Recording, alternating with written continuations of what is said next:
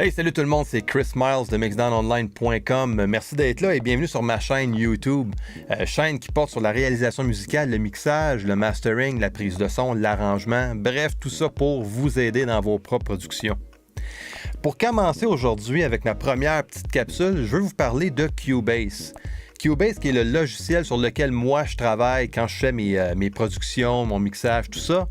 Et je veux juste vous montrer tout simplement juste la base en fait, là, vraiment un truc de base, juste pour ceux qui ne sont pas familiers avec Cubase ou ceux qui commencent là, tout simplement avec l'enregistrement numérique. Donc on y va avec ça. Donc pour commencer, on va faire certain que notre Cubase est ouvert et on va aller dans Fichier et Nouveau projet. En haut à droite, on va cliquer sur Autre et puis on va aller sur Empty, qui est un modèle de Cubase qui est complètement vide. On va sélectionner par la suite un endroit où sauvegarder nos fichiers audio et créer la session. Donc je vais créer un dossier ici. On va l'appeler Cubase 1. Voilà, ouvrir, et nous voici dans Cubase, qui est une session complètement vide. Là maintenant, la première chose que je veux faire, c'est de vérifier si ma carte de son est bel et bien connectée avec Cubase. Donc pour ça, je vais ouvrir Configuration des périphériques et aller ici dans Système audio VST à gauche. Donc maintenant, une fois que ça c'est sélectionné, à votre droite en haut, vous allez pouvoir sélectionner votre carte de son. Tout simplement, on clique OK. Et maintenant, on va aller se créer des pistes audio. Donc pour ça, il y a quelques façons de faire pour en créer. Donc on peut aller sur le plus et puis ajouter une piste audio. Ou on peut aller avec la clique de droite, ajouter une piste audio, ou sinon on va dans projet, ajouter une piste et on sélectionne audio. Donc voilà, je vais sélectionner mono et puis on va je vais en créer 3. Par défaut, le système va les nommer audio 1, 2 et 3. Et maintenant, à ma gauche, je vais aller dans l'inspecteur ici. Si vous n'avez pas l'onglet ou cette section-là ici, si vous ne la voyez pas, vous allez en haut à gauche. Et puis, cliquez sur Spécifier configuration de fenêtre. Et on clique sur ça. Et voici, on a l'option d'ajouter l'inspecteur en ajoutant un crochet ici. Et voilà, on a notre inspecteur. Et puis, bon, j'ai la piste de sélectionner. Je clique sur Audio et voilà. Là, ici, j'ai l'option pour mes inputs. Choisir le input, en fait, de la carte de son. Là, j'ai rien là, qui est disponible. Donc, pour ça, on va aller dans Périphérique encore une fois. Et on va aller dans Connexion VST ou F4 sur votre clavier. On va aller dans l'onglet Entrée. Et maintenant, c'est ici que je vais ajouter mes boss, en fait, qui va faire le lien entre mes entrées disponibles de ma carte de son. Donc, dans mon cas, moi, j'ai 16 entrées et 16 sorties. Donc, je vais ajouter boss et puis je vais en fait créer 16 boss mono. Tout simplement.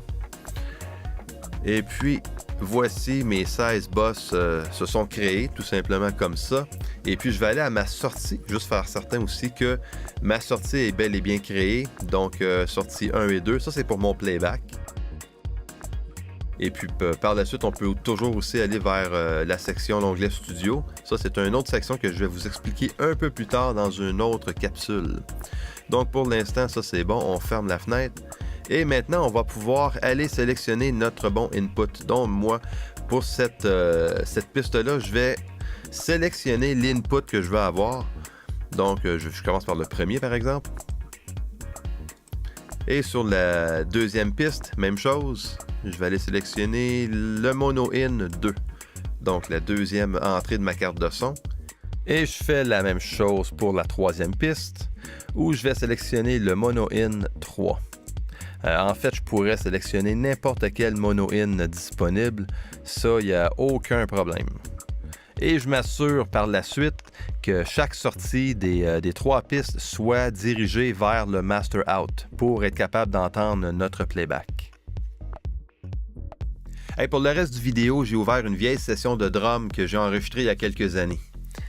Pour commencer, je veux vous montrer la console de Cubase. Pour y accéder, on peut cliquer soit sur F3 ou aller dans Périphérique et aller sur Mix Console. Donc voilà, on voit ici que la console se divise en deux parties. Il y a la partie ici du rack qui est ici en haut. Ici, on peut choisir justement là, les options comme les inserts, par exemple, qu'on veut ajouter à nos pistes ou les effets d'envoi. Notre routing qui va être disponible aussi pour nos inputs et nos outputs. Si on veut modifier ce qu'il y a ici dans cette partie-là, on peut juste aller dans Rack. Et puis, toutes les options disponibles sont là. Et puis, on peut tout simplement soit tous les sélectionner si on veut tous les avoir ou complètement recommencer à zéro et sélectionner juste ce qui nous intéresse, tout dépendant de ce qu'on fait. Comme par exemple, si je suis en prise de son, mais je vais sans doute sélectionner les send queues pour le monitoring. Peut-être des effets inserts aussi, le routage, c'est sûr. Des trucs comme ça. Si je suis en mix, par exemple, je vais sélectionner mes effets d'envoi.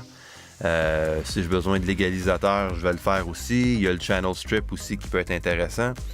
Les filtres aussi, il y a un high pass filter aussi qui est disponible sur la section prix ici. Et puis un low pass aussi, ainsi que le gain. Puis la phase. Fait que c'est toutes des options qu'on peut soit ajouter ou enlever, les rendre disponibles en fait ou pas. Pour ce qui est des faders ici, on a l'option qui est vraiment bien de pouvoir changer la grandeur en fait des faders. Donc on clique ici puis on va de haut en bas et puis si on veut l'élargir, on clique sur H qui est notre raccourci sur le clavier pour faire un zoom in. Et puis la lettre G pour faire un zoom out. Donc ça nous donne beaucoup de contrôle au niveau du visuel de la console, ce qui est vraiment bien. Ça, c'est des options que j'aime énormément dans Cubase. Maintenant, si je retourne à ma fenêtre d'arrangement ici, on va voir ici que j'ai mes pistes de batterie. Et puis, par exemple, on va écouter ça un peu.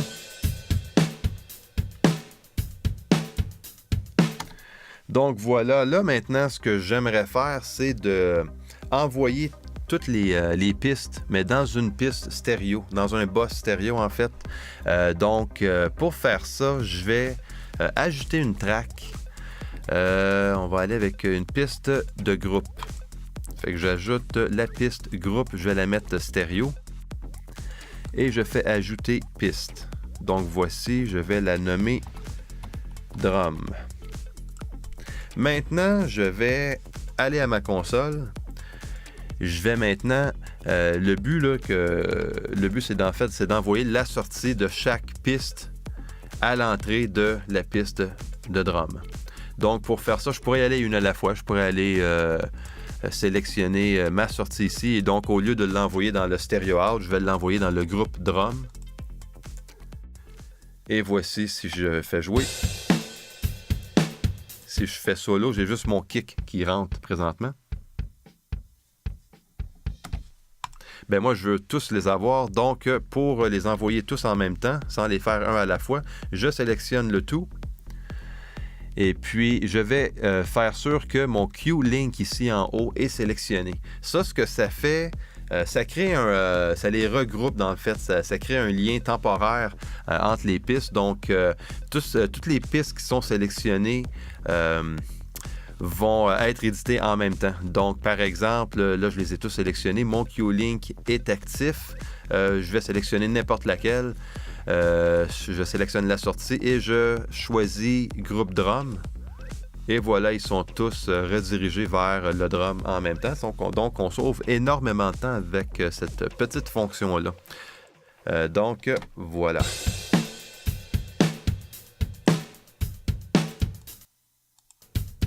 Donc, ça fonctionne très bien.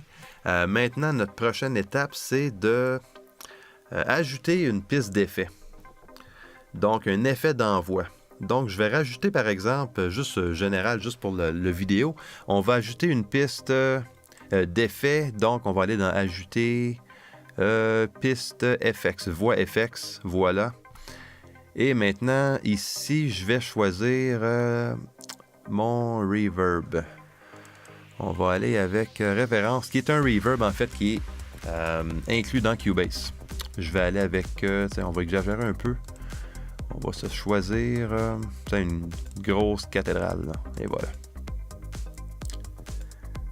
Bon, je ferme ça. Donc, mon reverb est juste ici. Je peux même le renommer aussi.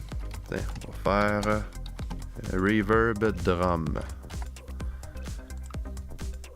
Maintenant, je vais cliquer ici sur ma piste, mon groupe de batterie. Et puis, on va aller dans l'inspecteur. Je clique sur Drum ici. En fait, je vais aller dans mon effet Send, juste ici. Et maintenant, je vais voir que dans mon effet Send, j'ai mon Reverb Drum qui est disponible, tout simplement. Donc, je l'active ici. Et maintenant, je décide du montant de signal que je veux envoyer à la piste de reverb. Donc, on fait un petit test. Et là, il y en a beaucoup quand même. Je peux en mettre plus.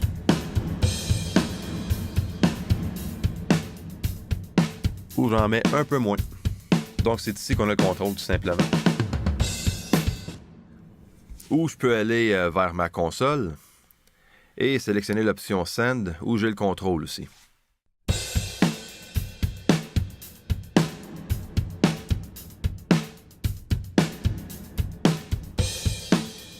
Ou si je veux que ça soit seulement le snare qui a du reverb, je vais désactiver le retour ici et puis sélectionner mon snare et Reverb Drum et l'activer.